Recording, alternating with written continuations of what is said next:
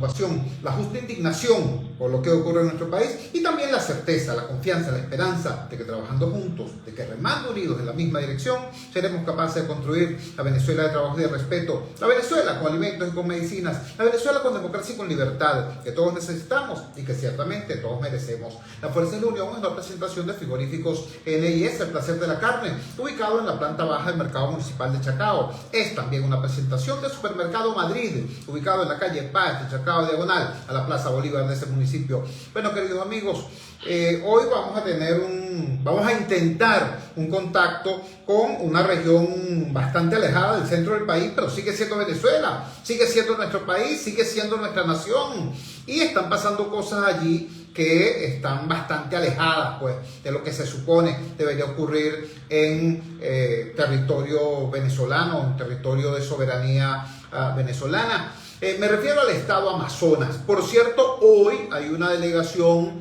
del equipo del Alto Comisionado de las Naciones Unidas para Venezuela haciendo acto de presencia allá en Amazonas. Hay varios temas que quisiéramos conversar. Uno es una referencia sobre unos pueblos artificiales, creados artificialmente por la señora ministra de Asuntos Indígenas en el año 2015 o del 2015 para acá, y que han corrido una suerte diversa, por así decirlo. Otro tema es lo que está ocurriendo en el cementerio de San Fernando, de la capital de Puerto Ayacucho.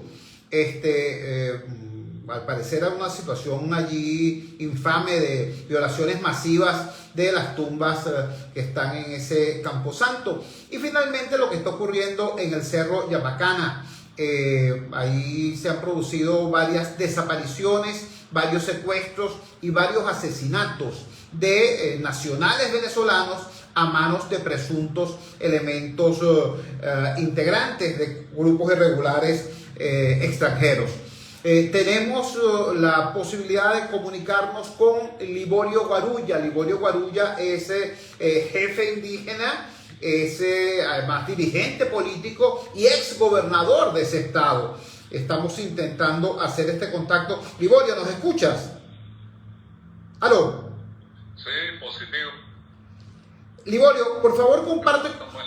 Perfecto, por favor comparte con la audiencia qué es lo que está ocurriendo allá en Amazonas. En primer lugar, esta situación de esos pueblos artificiales generados por o decretados por la ministra de Asuntos Indígenas, que al parecer era un invento bien intencionado, pero que los habitantes de los mismos han pagado un alto precio. Te escuchamos.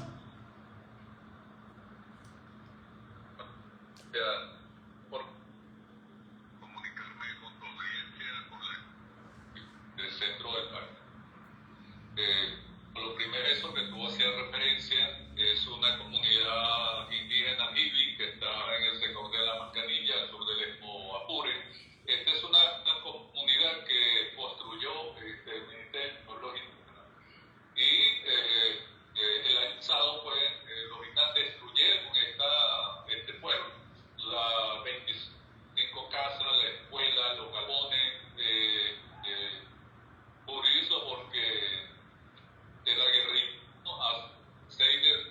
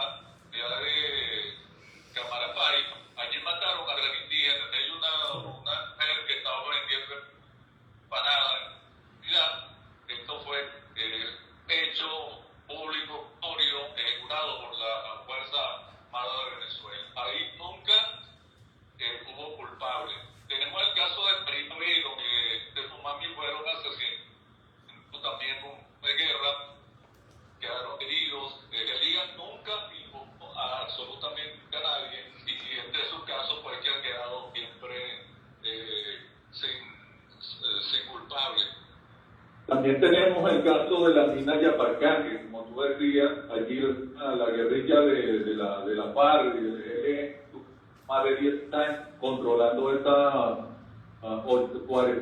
están allí y bueno, creo que se cayó la...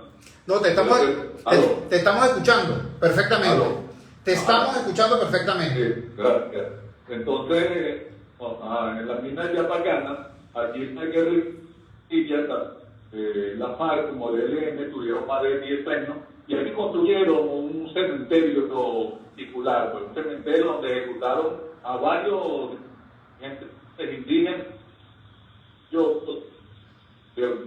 Hicimos denuncias, los hermanos da Costa y el último dirigente que asesinaron a unos días de que el gobierno interviniera allí con el ejército fue Wilberto Camí, un caso muy claro porque es un indígena pues que vive en una de esas comunidades ahí cercanas de acá. También a finales del año pasado asesinaron tipo sicariato al joven dirigente Bodoa, Virgilio Trujillo. Ese hecho fue en Puerto Ayacucho a las 3 de la tarde en un barrio de aquí porque había denunciado la acción de la guerrilla en el sector de Tipar y la pista clandestina donde traficando con drogas. Pues este caso también quedó totalmente impune porque la fiscalía nunca imputó absolutamente a nadie. Uno tiene certeza de quién beneficia, sobre todo con el fiscal Tarek William Sack, pues sencillamente un perro o un gato vale más que un indígena. Estamos conversando con el jefe indígena de la etnia Jibi, si mal no recuerdo, Liborio Guarulla. Repito, él es un muy relevante dirigente político de la región y fue gobernador del estado Amazonas hasta fecha reciente. Liborio, lo que dice finalmente realmente nos escuece, pues no fue con nosotros y nos pegó. Ciertamente uno ha visto al señor fiscal general de la República, doctor Tarek William Saab, reaccionando rápidamente cuando ve un tuit sobre el maltrato a una mascota, y nos estás diciendo varios casos, numerosos casos de indígenas asesinados incluso sin que haya habido una acción contundente del Ministerio Público. Te quería preguntar sobre eso. Tengo entendido que en el Cerro Yapacana o en los alrededores, en toda esa zona del Amazonas profundo, está en marcha un operativo muy grande de la Fuerza Armada Nacional. Entiendo que lo denominan la Operación Atures, la continuidad de la llamada Operación Roraima, y de acuerdo a fuentes oficiales eso implica la movilización de aproximadamente 5.000 efectivos. Sin embargo, al mismo tiempo recibimos noticias de que grupos guerrilleros extranjeros, concretamente o presuntamente el ELN, estaría activando allí e incluso secuestrando personas, como el caso de una joven que había estado allí supuestamente intentando vender unas motocicletas y está en estos momentos privada de libertad. ¿Cómo se explica eso? ¿Existe o no existe ese operativo? ¿Existe o no existe esa operación de esos grupos irregulares? ¿Qué nos puedes decir tú que estás sobre el terreno? Bueno, yo, opción de vamos a llamarlo así, de la estadía de la guerrilla con territorio venezolano, empezó en el 2008. Esta situación se denunció en la Fiscalía Nacional, se denunció el ejército venezolano y nunca realmente actuó de manera ya para proteger la soberanía y la geografía del país. Simplemente el daño ambiental no se podrá reparar, yo creo que en 1000 años. Ahí son casi 1 millón de hectáreas las que se han destruido, que son más de 75 minas. Y que cuando se habla de Yapacana es solamente el cerro, pero allí en este sector 42 minas. Y y en todas ellas estuvo presente la guerrilla coreana y de la FARC, anteriormente del digamos, ese oro que se sacó de allí puede cruzar el negocio de Colombia y por supuesto visió del gobierno nacional y tal, pero ni un gramo, ni un kilo de oro de esas minas fueron a parar al Banco Central de Venezuela o a la Tesorería Nacional. Entonces, lo que ha hecho el gobierno prácticamente de mutuo acuerdo suplir la guerrilla por grupos que por supuesto van a causar violación de derechos humanos, más saqueo a la naturaleza, y así que nosotros podemos ver que realmente vayan a hacer algo bueno por el país. Esa situación ha venido agravando porque al sur del estado Bolívar, a través del Arquero, allí se han hecho varias minas en las cuales se vienen manejando con yo diría ejércitos particulares, pues. Allí saliendo y cereales que van y que yo sepa oficial del gobierno, porque una mina de coltán que es establecida del Estado Libre, pues sencillo que el mismo gobierno la tomó, porque eso es prácticamente control sobre la mina. Entonces, la situación que todavía está en el estado de Amazonas, cuando el presidente de Colombia dice que ha hecho con los guerrilleros, no, que serán de otro, de paciencia, pero lo que en el lado plano, lo que no protegido casi, no es que sencillamente no hemos tenido que haya ido para su país. Liborio, queremos agradecerte que nos hayas atendido, que nos hayas dado esta información. Vamos a hacer un nuevo contacto porque esta información es muy importante y esta comunicación desafortunadamente estuvo muy entrecortada. Pero te agradecemos muchísimo que nos hayas atendido y estamos pendientes para darle continuidad a este flujo informativo sobre lo que está ocurriendo en el Amazonas. Un gran abrazo y buenas noches.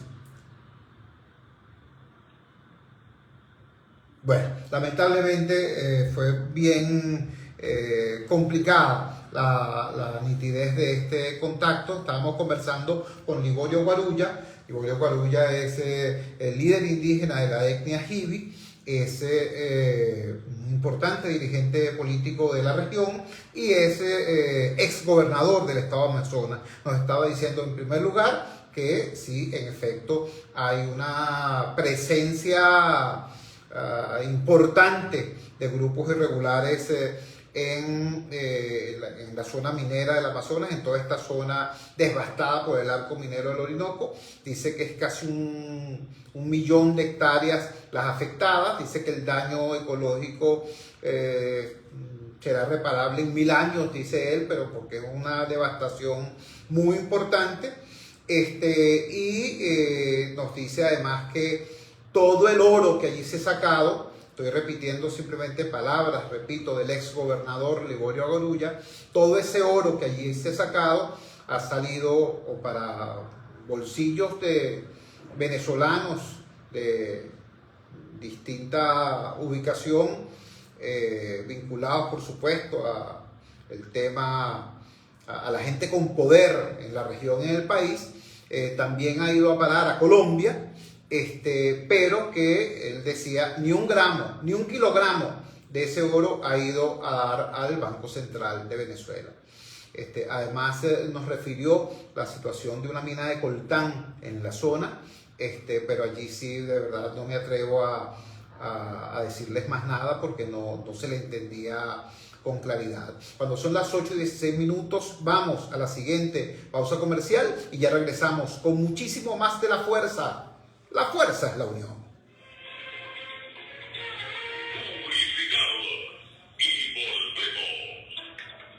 En la América somos tu fuente de información internacional. Ingresa en tu móvil o laptop a voceamerica.com e infórmate de lo que ocurre en Estados Unidos y el mundo. En redes sociales, en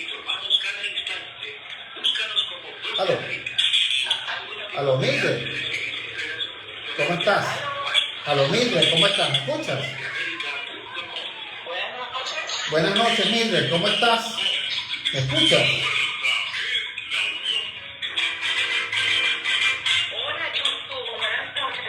Regresamos a las Fuerzas de la Unión. Y ahora vamos a intentar hacer un contacto con Mildred Rojas. Mildred Rojas es una activista ciudadana y es activista de Amnistía Internacional y es habitante del sur de Maracay. Es bien importante este contacto porque el sur de Maracay amaneció hoy inundado. Y esta inundación no es como ustedes se la pueden imaginar de aguas de lluvia o de aguas del lago de Valencia o de aguas del río Madre Vieja. Desafortunadamente estamos hablando de esencialmente aguas negras, aguas de la red cloacal colapsada, precisamente por la presión del lago de Valencia sobre el río Madre Vieja y del río Madre Vieja sobre la red cloacal. Pero dejemos que sea precisamente Mildred Rojas la que nos explique qué es lo que está pasando allá en el sur de Maracay. Mildred, gracias por atender nuestra llamada desde el Gigante Rumbos. Buenas noches. Cuéntanos, ¿qué está ocurriendo en La Esmeralda, Las Esmeralditas, Matarredonda, en todas esas zonas, urbanizaciones y barrios del sur de Maracay? Te escuchamos.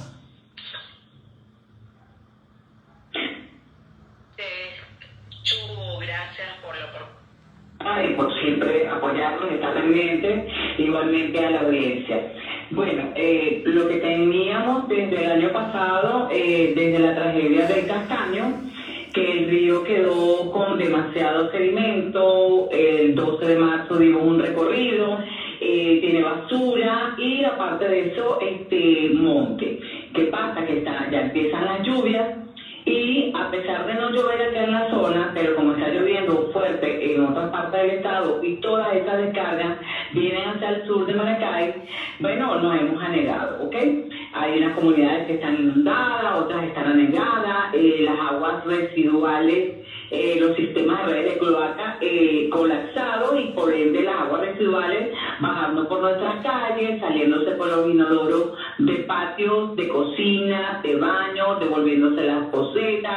Y bueno, todo esto lo estamos viviendo desde el fin de semana que cayeron las primeras lluvias y hoy se agudizó la situación porque no tenemos la capacidad de descargue.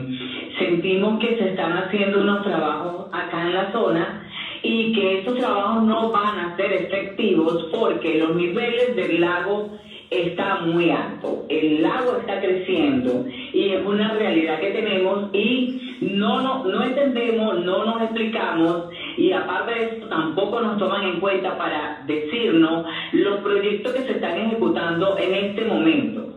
A menos de 50, 100 metros de mi calle, de mi comunidad, se está haciendo una estación de rebombeo que se llama Madre Vieja. Este es un río que el año pasado fue amurallado con saco concreto. El año pasado, en noviembre, diciembre, después de la tragedia de El Castaño, estuvo a punto de volverse, ¿ok? De salirse y no pasó a mayores porque afortunadamente pararon las lluvias, ¿ok?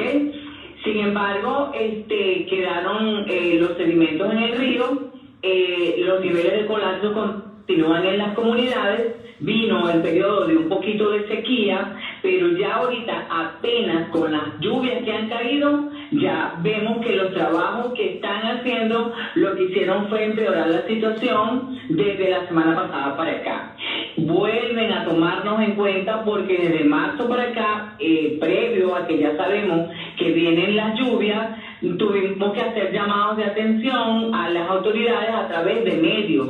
Cuando ellos comenzaron a ver que empezamos a grabar videos y a llamar a prensa, fue que empezaron a venir a la comunidad, empezaron a visitar el Madre Vieja, metieron maquinarias, pero las maquinarias unas dañadas y todas las bombas de achique Chubo no tienen la capacidad de descargue, las que tenemos en Paraparal, las que tenemos en Aguacatal, las que tenemos acá en La Esmeralda. De hecho, hoy La Esmeralda, la avenida 5 de La Esmeralda quedó un poco seca, después de casi 14 horas de 2 bombitas de achique pequeñas, una porque la otra la llevaron prestada, tenemos entendido, hacia Aguacatal.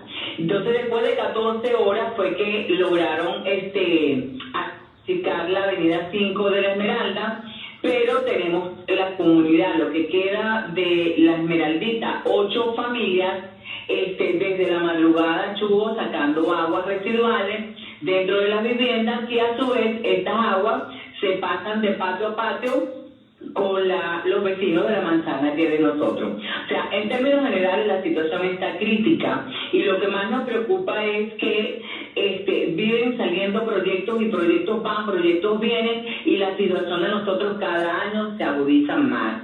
No vemos que hayan soluciones concretas.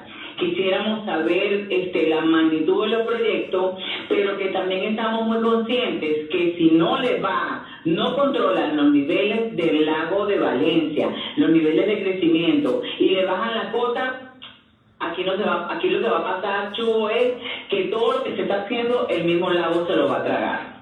Estamos conversando con Mildred Rojas. Mildred Rojas, repito, es activista ciudadana, ella es integrante de Amnistía Internacional y es residente del sector La Esmeralda, una de las tantas organizaciones y barrios del sur de Maracay que están, y quiero ser en esto muy enfático, esto no es un problema de las lluvias, esto no es culpa de la divina providencia, esto no es un asunto del azar meteorológico.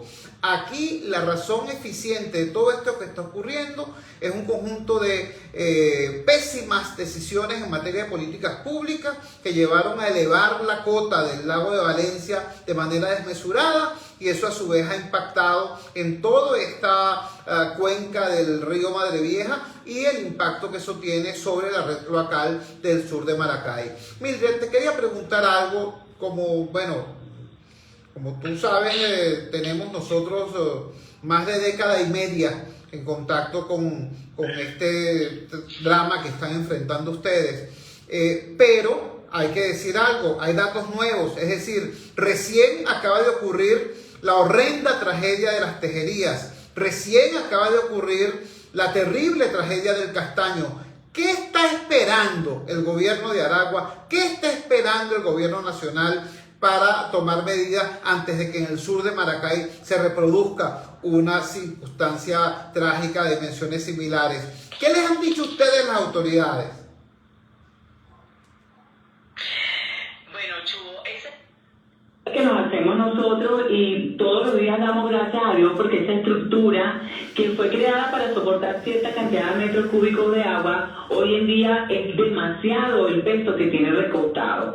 Entonces siempre damos gracias a Dios de que las oraciones se escuchan definitivamente para que ese muro esté resistiendo como está resistiendo hasta ahora. ¿Qué nos han dicho? Nada, Chubo. Someramente nos hemos enterado porque con esta situación hemos establecido red de voceros a nivel de todas las comunidades afectadas y constantemente nos estamos monitoreando y en contacto.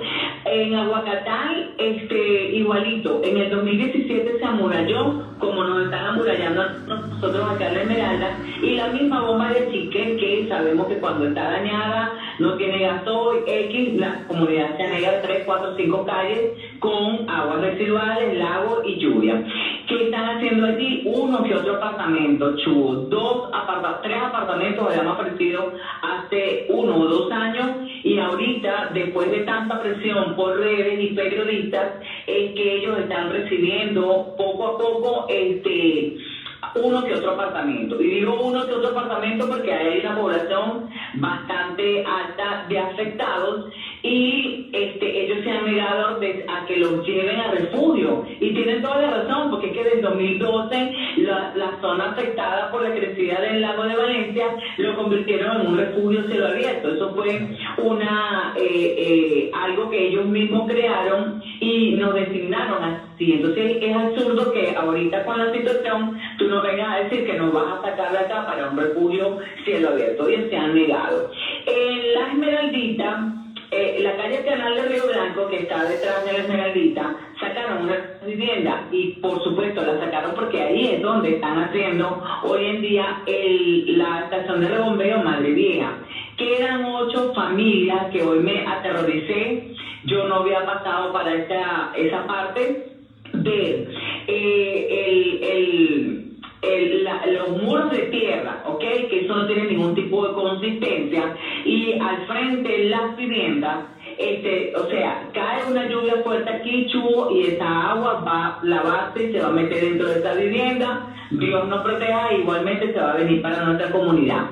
Estas familias están esperando, 8 familias desde el año pasado, que las reubiquen, y desde hace 2 meses vienen ofreciéndole casi que semanal que los van a sacar, pero no los terminan de sacar. Y tú tienes que ver, o el público en general tendría que ver, una cuestión es que yo lo diga y la realidad que vimos hoy día dentro de la vivienda, tanto de la Esmeraldita como la vecinos de la manzana allí de nosotros, que dan patio con ellos, cómo están las aguas residuales dentro de la vivienda y corriendo por las calles. Igualmente está saliéndose el caño colorado. Estas personas allí tienen más de 2 meses de promesa en promesa. Mientras que nosotros aquí en Esmeralda no tenemos respuesta de nada. O sea, nosotros aquí ni siquiera le una oportunidad en el 2020, después que tuvimos aquella terrible inundación, en una reunión con el alcalde se le planteó que sabíamos que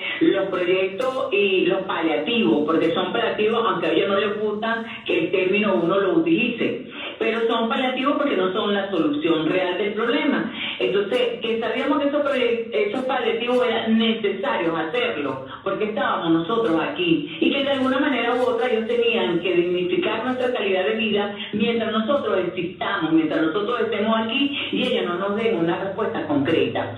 Que si mientras se hacía eso nosotros podíamos sentarnos y hacerle un planteamiento, porque sabíamos que eso no es la solución. Pero una cosa es que lo hemos pedido, al igualmente que ahorita estamos pidiendo desde enero reuniones, que por favor nos informen los proyectos que se están haciendo allí, qué planes de contingencia, qué nos depara a nosotros, cuáles son las expectativas para nosotros, y nada, no tenemos respuesta. De hecho, hemos sabido que el alcalde se aparece aquí en las comunidades 10, 11 de la noche, 2, 3 de la tarde, cae imprevisto, y son pocas las personas que pueden tener acceso a él. O sea, se reúne con las personas que tienen la necesidad, por lo menos las personas de la Esmeraldita, que son 8 familias. Allí grabó un video que después circuló, y de allí, no se preocupen la gente de la Esmeralda, que los vamos a atender, pero ya eso tiene más de 2 meses, Chubo, y nosotros aquí en la Esmeralda ni pendiente. En Mataredondo y La Punta tampoco, y si me hablan de Las Vegas tampoco. Te estoy hablando más o menos de los sectores que con los que tenemos constante comunicación. Y igualmente está pasando en Paraparal. No me dio chance de ir hoy en la tarde, pero sé que a través de la red de voceros que tenemos establecido que la situación está bien crítica también allá. Les molesta que nosotros les digamos que nos hemos convertido en la caja chica de interesados, pero es que no nos queda de otra, porque yo siempre he dicho, están los trabajos de saneamiento del lago de Valencia, no nos oponemos, porque esto es un reservorio de agua dulce natural importante en nuestro país y en la región, y apostamos a que sea saneado. Pero entonces esas obras están, no tenemos que estar inventando, señores, lo que hay que ejecutar. Y entonces sentimos que todo esto, que si lagunas de oxidación, que si estación ahora, otra estación de rebombeo, una planta de purificación. Imagínate tú, que si tú me dices, si la que está en el muro de contención no tiene planta de purificación, me vas a venir a inventar una planta de purificación en el Madre Vieja, que a su vez es un río de agua residual que cae crudo en el lago de Valencia. En estos días dije, explíquenme eso como una niñita de preescolar, porque no lo termino de entender. Entonces, a rasgos generales, sentimos que proyectos van, proyectos vienen, ellos no viven acá, se acuerdan de nosotros cuando tenemos emergencias como la que estamos viviendo en estos momentos, pero tampoco nos se acercan a decirnos, vamos a ver cómo están sus casas, vamos a hacer un plan donde se dé una respuesta concreta, efectiva. O sea, nada de esto. Tenemos chubos y nuestras casas, techo, paredes, aunque los ingenieros dicen que el nivel freático no existe, que nosotros no tenemos agua, pero tendrían que visitar nuestras casas para que vean nuestras paredes, nuestras pinturas, nuestros techos, cómo están agrietados. Mildred, queremos agradecerte inmensamente que nos hayas regalado estos minutos y que hayas utilizado esta humilde ventana para visibilizar la terrible situación que está enfrentando. Vamos a seguir haciéndole seguimiento, como tú sabes que se lo hacemos con cercanía y con respeto. Un gran abrazo, buenas noches. Gracias, Chu, nuevamente agradecida por darnos la oportunidad de ser escuchados y gracias a todos y a la audiencia. De verdad que muy pendiente de seguir en contacto contigo y que por favor nos sigan apoyando. Mildred Rojas, ella es, repito, activista ciudadana, es integrante de Amnistía Internacional, vive en el sur de Maracay y entonces puede darnos este testimonio de primera mano. Repito, no se trata de que llovió y bueno, pobrecitas las nubes, es la providencia la que decide. No. Aquí hay un conjunto de pésimas decisiones en materia de políticas públicas que llevaron a un crecimiento desmesurado del lago de Valencia. Esto presiona sobre la olla hidrográfica del río Madre Vieja. Es el mismo río conocido como Las Delicias en la parte norte de la ciudad, en la parte sur se le conoce como Madre Vieja. Es sencillo. El diseño original era que la red de cloacas caía al río y el río caía al lago. El nivel del lago es altísimo, presiona sobre el río y el nivel del río es muy fuerte ahora, entonces por eso, y presiona sobre la red cloacal. En consecuencia, como ella dijo, la imagen no es agradable, pero es exacta. Las posetas de esas casas se transforman en surtidores, en fuentes, y todo el sector se inunda, ciertamente, pero no de agua de río, ni de agua de lluvia, ni de agua del lago, sino de aguas negras, de porquería. De eso nos está hablando Mildred Rojas. Cuando son las 8:33 de la noche capitalina, vamos a la siguiente pausa comercial, vamos a identificar también la valiente señal del gigante Rumbos y ya regresamos con muchísimo más de la fuerza. La fuerza es la unión.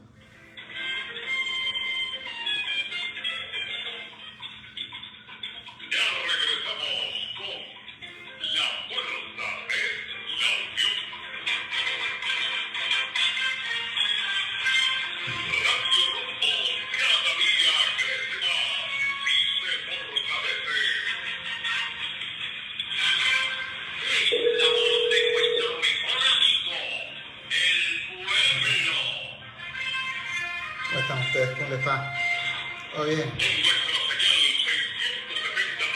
Líder Baníbal, tienes razón. Disculpa.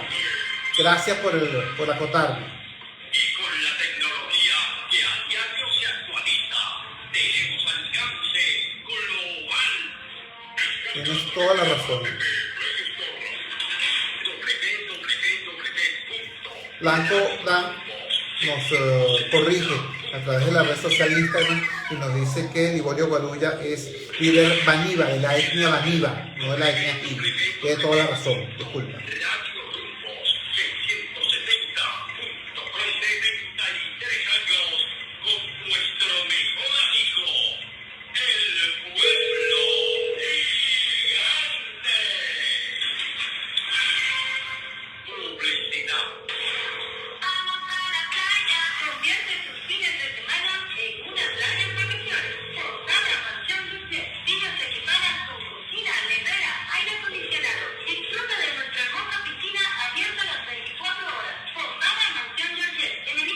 Aló. Hola Carolina, ¿cómo estás? ¿Me copias? Ay, buenas noches Carolina. Es tu otro de Alba. Aló, Carola, ¿me escuchas? Yo te escucho perfecto.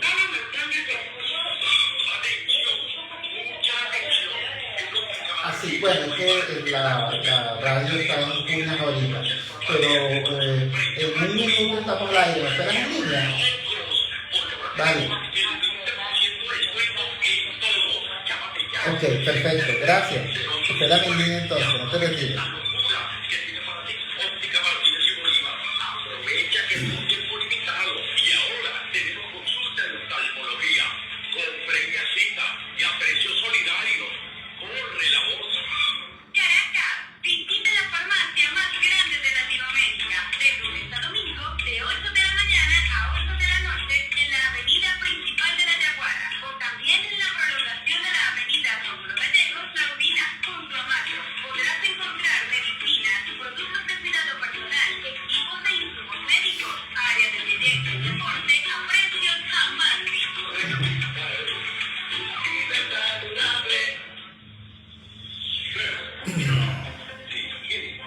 Llega a todas partes con una programación completa y de calidad. Radio 670 AM. Gigante. Son las 8:37. Publicidad. Y volvemos. Ingresa desde tu móvil o laptop a voceamerica.com e infórmate de lo que ocurre en Estados Unidos y el mundo. La Secretaría de Estados Unidos también tienen hacer por América. En redes sociales informamos a cada instante. De la Casa Blanca reporta Jorge Agobián, de la Voz de Búscanos como Voz América, una fuente confiable de noticias. El comunicador popular, Joe Torrealba, la fuerza es la unión.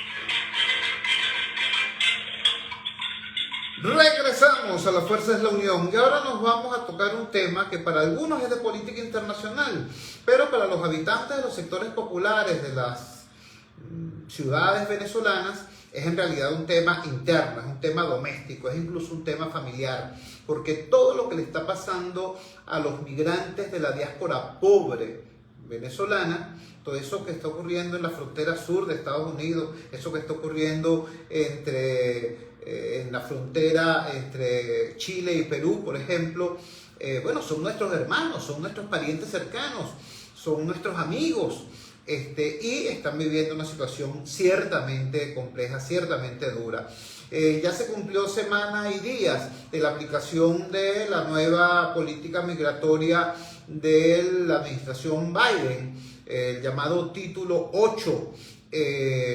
Lo están celebrando con bombos y platillos, están diciendo que en apenas la primera semana de aplicación del Título 8 se produjeron más de 11.000 deportaciones express, y están diciendo que eso ha generado pues una disminución del flujo migratorio. Sin embargo, hay cifras distintas.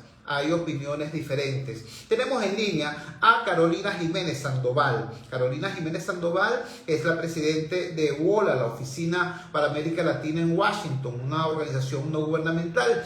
Y ella, por cierto, fue directora para las Américas de Amnistía Internacional. Es decir, es una persona con un conocimiento profundo de todo lo que ocurre en el hemisferio y en nuestra región. Por eso queríamos preguntarle cuál es, en su opinión, el saldo de la aplicación de esta nueva política migratoria, si esto ha resuelto los problemas, si lo ha hecho además sin lesionar los derechos humanos fundamentales de esa oleada migratoria.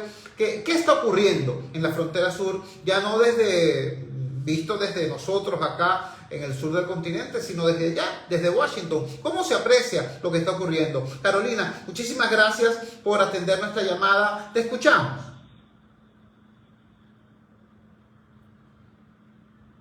¿Aló? ¿Aló? ¿Aló? ¿Aló? Carolina, tenemos un problema complejo acá. ¿Aló, Carolina? Ok. Carolina, buenas noches. ¿Nos escuchas? Buenas noches. Buenas noches, Carolina. ¿Nos escuchas? ¿Aló? ¿Aló? ¿Aló?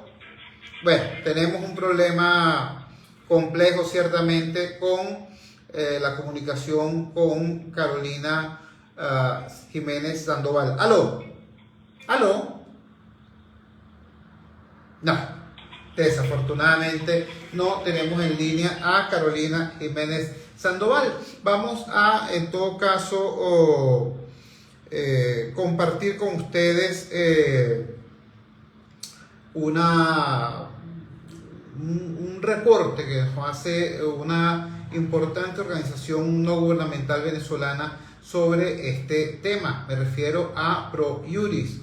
ProJuris, por el contrario de lo que afirman las autoridades norteamericanas, que están reportando una supuesta disminución del flujo migratorio, por el contrario, la gente de ProJuris, que es una organización de derechos humanos, básicamente centrada en el tema jurídico, tienen un planteamiento diferente. Ellos dicen que más de 300.000 personas podrían emigrar de Venezuela en los próximos meses. Al menos ese es el titular de Monitoreamos, con quien reseña esta declaración. Voy al texto, dice así: luego de la presentación del informe Mujeres Dejadas Atrás, es el nombre del informe, realizado por la organización no gubernamental ProJuris, como resultado de la documentación realizada entre abril de 2021 a enero de 2023, se alerta sobre la aguda situación económica que enfrentan los hogares venezolanos y la prevalencia de la aspiración de emigrar, principalmente para procurar mejores condiciones económicas, pero también para reunificarse con las familias que emigraron anteriormente. La organización prevé que en los próximos meses aumente el flujo de salidas por las fronteras terrestres y marítimas con Colombia, Brasil y las islas del Caribe. El reciente aumento de venezolanos cruzando por la selva del Darién, más de 40.000 durante 2023, según reportan las autoridades panameñas, es un reflejo de la crisis compleja que todavía persiste en el país y que el Estado venezolano insiste en invisibilizar y negar. La Plataforma de Coordinación Interagencial para Refugiados y Migrantes de Venezuela calcula que 7.2 millones de venezolanos se encuentran fuera del país, un aumento de más de 1 millón desde la estimación realizada un año antes. Este año se viene registrando en los reportes procesados por esta plataforma un aumento promedio de 36.000 migrantes cada mes, cifra que podría acelerarse en los próximos meses. La inflación en Venezuela cerrará en 2023 en más de 400%, según estimaciones extraoficiales, y las proyecciones actualizadas anticipan un crecimiento económico para 2023 de apenas 2%, quebrando la narrativa que se había tejido sobre la supuesta recuperación económica de Venezuela y empujando a más venezolanos a salir de la frontera. Entre marzo de 2022 y marzo de 2023, el número estimado de migrantes venezolanos en el mundo aumentó en más de 1 millón.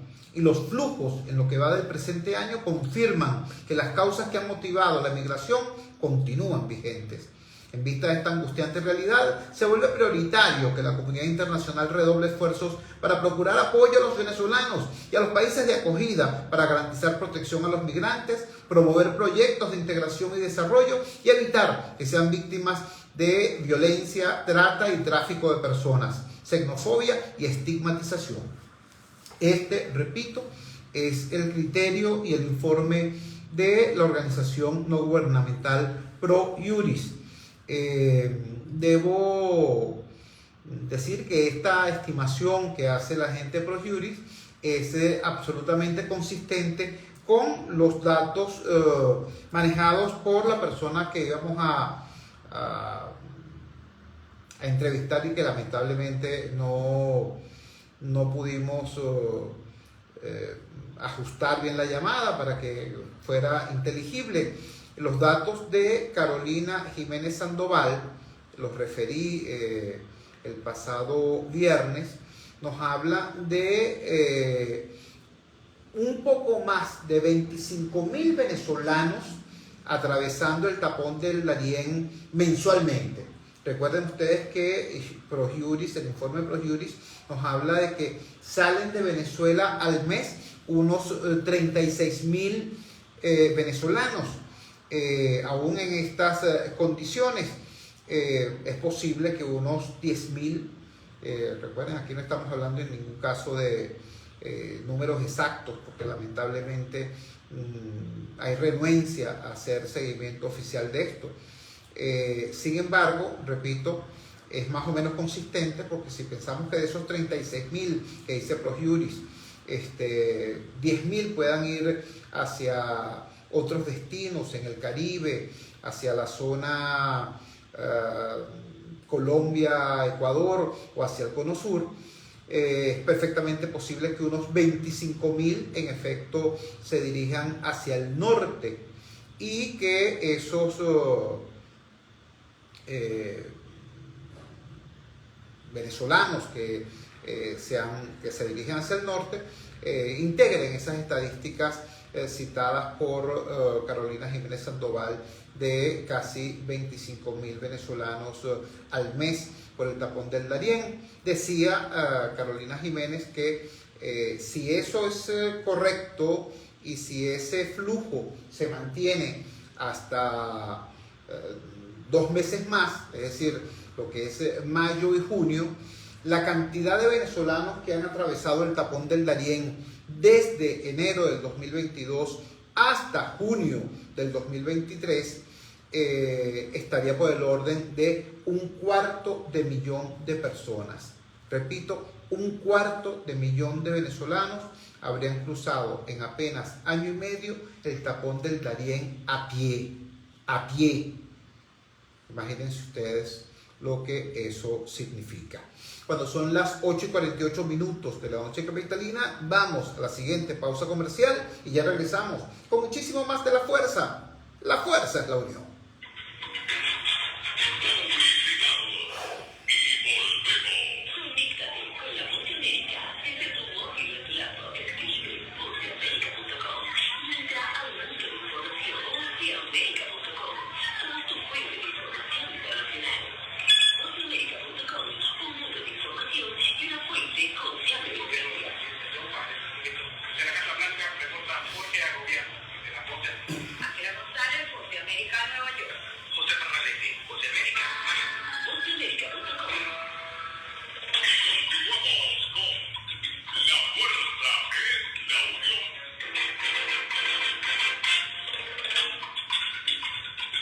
Regresamos a La Fuerza es la Unión. Seguramente ustedes recordarán que el pasado viernes hicimos referencia a una situación compleja que se estaba viviendo en la parte alta de la parroquia del Junco.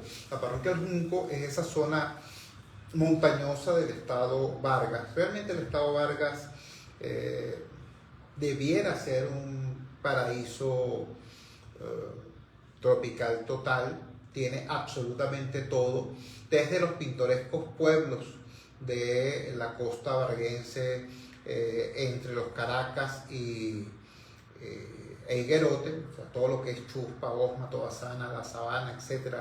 Realmente unas bahías de unos pueblos espectaculares, más todo lo que es la faja costera del litoral central, Macuto, Catialamar, etcétera. Hasta llegar al extremo este del estado, todo lo que es la zona, no me refiero a Chichiriviche de la costa, ya eso en la frontera casi con el estado de Aragua, sino en la parte montañosa, subiendo por la montaña vía Carayaca. Eso es una zona fría, eso es una zona alta, esa es una zona agrícola, eso es bosque tropical, y eso es tierra muy fértil. Bueno, ahí quedan comunidades como Tiburón, Tiburoncito, La Niebla, entre otros poblados, y allí se desató un incendio forestal. Acá dimos el alerta citando una información que refirió el profesor Carlos Teixeira, que como ustedes saben es ancla del radar de los barrios en la región litoralense. Bueno, toda esta situación del incendio fue terrible, fue combatido de manera desigual y muy ruda por los propios habitantes de la zona, y tenemos un testimonio en exclusiva para Fuerzas de la Unión de una importante dirigente comunitaria del lugar. Me refiero a la vocera de Ambiente del Consejo Comunal de la zona, la licenciada Sofía de Pascuales. De inmediato comparto con ustedes esa información. Sofía, te lo agradezco tanto, está estupendo. Buenas noches, Chugo. Gracias por la oportunidad de participar en tu programa. Y buenas noches también a la audiencia de Radio Puma. Sí, es lamentable que hemos tenido una situación de mucha emergencia, de zozobra en toda la zona que corresponde a la parroquia El Junco, en La Niebla particularmente, cuando se originó un incendio, empezó a ascender desde la urbanización Antigón y llegó hasta la zona de La Niebla. Y bueno, nos mantuvo en estrés, en estado de angustia durante muchas horas, porque te comento que los bomberos de la parroquia El Junco, que están adscritos al estado de La Guaira, no tienen ambulancia, no tienen transporte, no tienen ningún equipo para poder sofocar incendios, están en unas condiciones paupérrimas, completamente paupérrimas. Entonces estuvimos haciendo el llamado y gracias a Dios a través de las redes sociales que se publicó y algunos medios de comunicación que rebotaron también la información, luego de varias horas de sofocar el incendio, varios vecinos, como te dije, apenas con ramitas verdes que pudimos ir sofocando las llamas y evitar que algunas viviendas se incendiaran, porque estuvieron en riesgo varias viviendas de la localidad.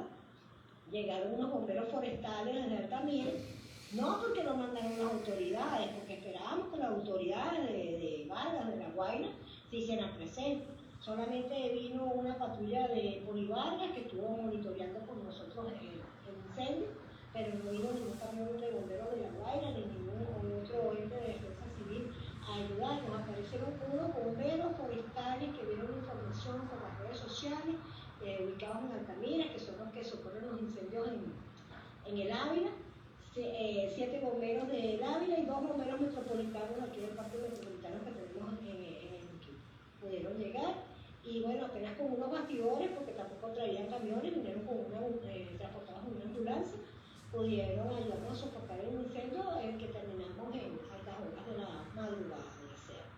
Entonces es lamentable, gracias a Dios no tenemos víctimas humanas que lamentar, pero sí la fauna y la flora que se vio bien afectada por este pavoroso incendio, que no es la primera vez que se suscita, esto es una zona vulnerable, pero hemos hecho llamados a la gobernación, a las autoridades, para que doten a los bomberos de los equipos, la ambulancia, porque han fallecido varios vecinos también por falta de una ambulancia, y hasta el presente no ha pasado nada.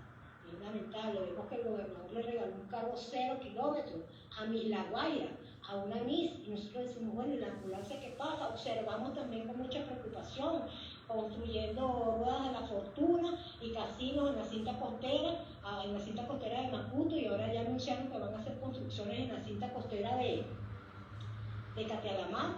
Y bueno, y aquí la educación, disculpa, no, la salud no está garantizada, no está garantizado el derecho a la vida.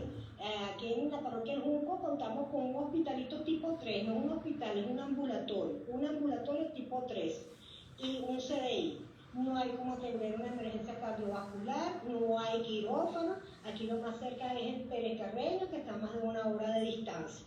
En la comunidad de La Niebla ya han fallecido 2 vecinos por no contar con una ambulancia y no poder tener una atención médica apropiada, lo hemos tenido que transportar nosotros mismos en camioneta picó, producto de caídas, de accidentes, y lamentablemente han fallecido.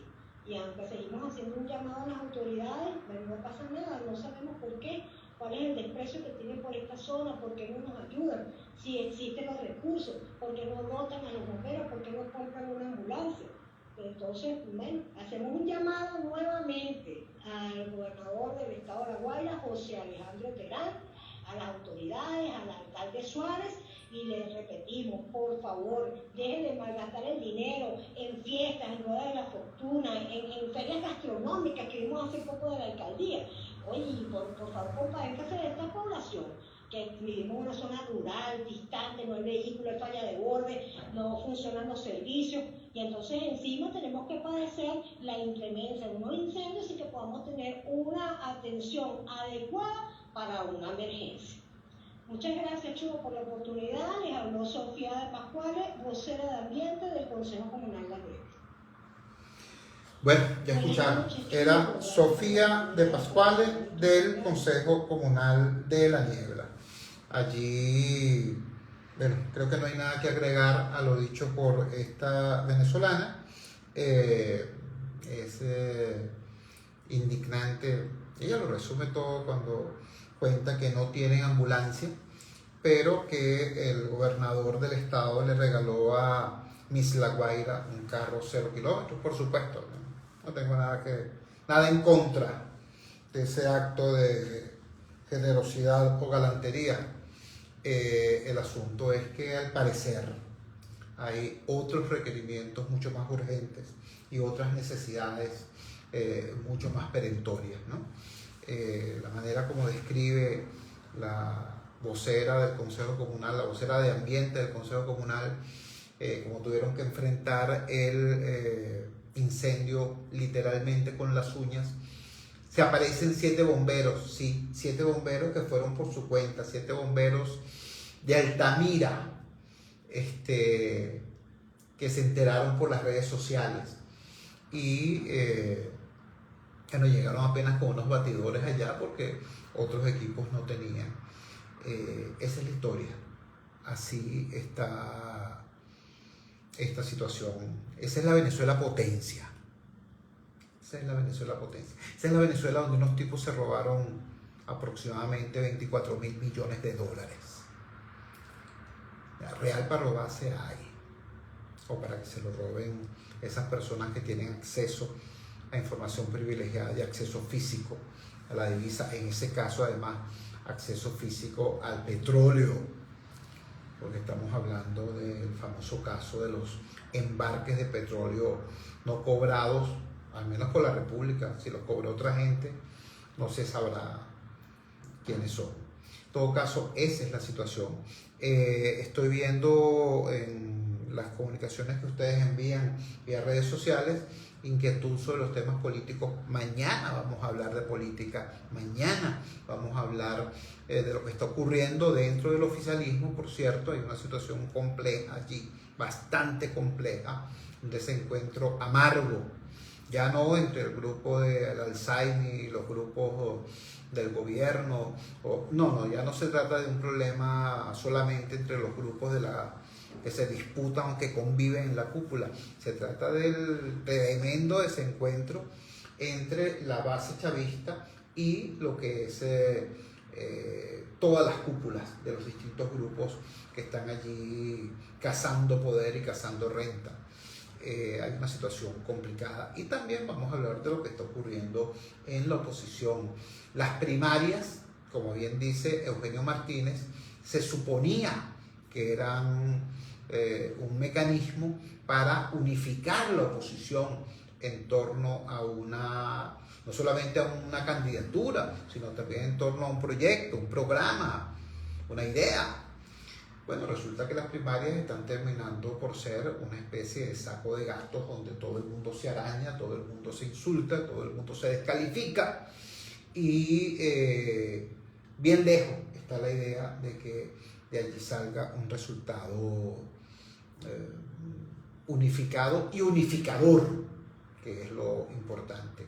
Entonces, bueno, de eso también vamos a hablar y vamos a hablar de la situación esta extraña con el Partido Comunista de Venezuela, que, bueno, extraña no, ha ocurrido primero con todos los partidos de oposición. Pues, el gobierno ha estimulado situaciones en las que los partidos de oposición se han quedado sin sus siglas, sin sus colores, sin sus banderas, y les han quitado a esos partidos a sus directivas originales. Pero también ha ocurrido con los partidos del oficialismo. Se lo hicieron al PPT, se lo hicieron a Podemos, se lo hicieron a UPB, se lo hicieron a Tupamaros, y al parecer ahora pretenden que es el turno del despojo para el Partido Comunista. Con sí con sa, porque el Partido Comunista con sus 92 años es nada más y nada menos que el decano de los partidos políticos en Venezuela. Así que habría que ver en qué termina ese pulso que pretende el gobierno hasta con ese aliado o ex aliado. Cuando son las 9:01 nos despedimos. Trabajamos para ustedes en la presidencia, el Gigante Rumbos, la doctora Elsa Siciliano. Al frente de los controles estuvo, como de costumbre, el mago Ángel Villalobos. Habló para ustedes de su amigo, comunicador popular, activista social, ciudadano en lucha por la democracia y por la libertad, Jesús Chuo Torrealba. Ahora más que nunca, fuerza Venezuela, porque la fuerza es la unión. La fuerza de la unión fue la presentación de frigoríficos NIS, el placer de la carne, ubicado en la planta baja del mercado municipal de Chacao. Es también una presentación de Supermercado Madrid, ubicado en la calle Paz de Chacao, diagonal a la Plaza Bolívar de ese municipio. Cuídense muchísimo, nos encontramos mañana a las 8 de la noche en la valiente señal del Gigante Rumbos, si Dios quiere. Buenas noches.